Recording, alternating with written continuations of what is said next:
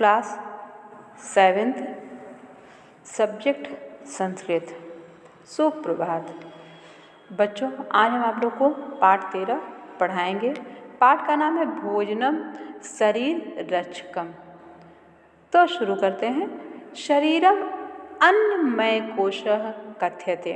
अन्नम भोजनम चणकः ताण्डुलं गोधूमः द्विदलं एव मुद्गः मासः इत्यादिकं।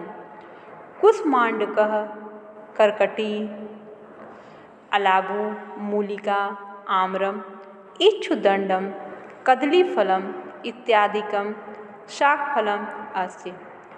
नवनीतं दुग्धं तक्रसारः घृतम् इत्यादिकं पेयम् अस्ति। एतत् सर्वं शाकाहारिणः मनुष्यस्य भोजनं मांसाहारः मानवानां कृते सुभोजनं नास्ति इति आरोग्यशास्त्रमतम्।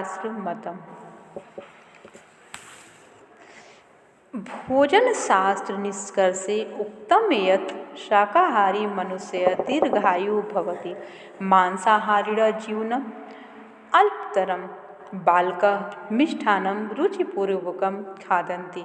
ओदनः दुग्धलं तथा सर्वविधं व्यञ्जनं भारते विशेषतः उत्तर भारते अधिकं प्रचलितम्। अब हिंदी में अनुवाद। शरीर अन्न से निर्मित कहलाता है।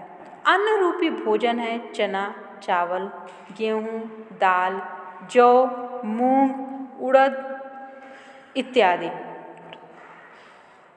कोहड़ा ककड़ी लौकी मूली आम गन्ना केला इत्यादि शाक फल हैं। मक्खन दूध छाछ घी इत्यादि पेय पदार्थ हैं। यह सब शाकाहारी मनुष्य का भोजन है। मांसाहार मनुष्यों के लिए अच्छा भोजन नहीं है, ऐसा अयोग्य शास्त्र का मत है। भोजन शास्त्र के निष्कर्ष में कहा गया है कि शाकाहारी मनुष्य दीर्घायु होता है। मांसाहारियों का जीवन बहुत कम होता है। बच्चे मिठाई रुचिपूर्वक खाते हैं। चावल दाल तथा हर प्रकार का व्यंजन भारत में विशेषतः उत्तर भारत में अधिक प्रचलित है। सेकंड पैरा है भारतस्य पश्चिमे भागे रोटिका तथा मांसाहारः अधिकः प्रचलितः अस्ति। दक्षिणे भारते भक्तं तक्रादिकम् अधिकं प्रयुज्यते। कश्चित् शष्कुली खादितुम् अधिकम् इच्छति। ग्रामाञ्चले सेयावः अपूपः सत्त्वा क्षीरं चिपिटिकः शर्करा गृञ्जनं मूलिका पलाण्डु रसोनः मचिरं पायसं पक्वान्नं गोधूमचूर्णं मोदकं चणक इत्यादीनि व्यवह्रियन्ते। नगराञ्चले भोजनाभ्यासः भिन्नः। अत्र प्रातः काले सायंकाले च कवाथम् इति मिश्रपेयम् अति व्यापकम्। शुष्कानि फलानि सिद्धकानि फलानि अपि बहु प्रचलितानि सन्ति। बहुशः नागरिकाः रोटिकाः खादन्ति। अत्र मिष्टान्नमपि प्रक्रियते। मद्यपानं नगरे अभिशापः मद्यपानं शरीरं विनाशयति। हिंदी में अनुवाद। भारत के पश्चिम भाग में रोटी तथा मांसाहार अधिक प्रचलित है। दक्षिण भारत में चावल मट्ठा आदि अधिक प्रयोग किया जाता है। कोई पूरी अधिक खाना चाहता है। गांव में हलवा पूड़े सत्तू खीर चिवड़ा मीठा गाजर मूली प्याज लहसुन मिर्चा खीर पकवान आटा लड्डू चने आदि प्रयोग में लाए जाते हैं। नगर में भोजन भिन्न है। यहाँ प्रातःकाल और सायंकाल चाय बहुतायत में प्रयोग होती है। सूखे फल अभी पैदा हुए फल भी बहुत प्रचलित होते हैं। बहुत से नागरिक रोटी खाते हैं, यहाँ मिठाई भी बिकती है। मद्यपान अर्थात शराब नगर के लिए अभिशाप है। मद्यपान शरीर को नष्ट करता है। थर्ड पैरा है, बालानां कृते दुग्धम अमृतम कथ्यते घृतं तु बलवीर्यवर्धकं मधुरक्तशोधकम् उच्यते दृढ़बीजम् आम्लकः स्वास्थ्यं रक्षतः उदरशोधनं कुरुतः स्फूर्ति च यच्छतः। अतः एतादृशानि फलानि अवश्यमेव खादितव्यानि। दुग्धं घृतं मधु तक्रादिकं तु अवश्यं पेयम्।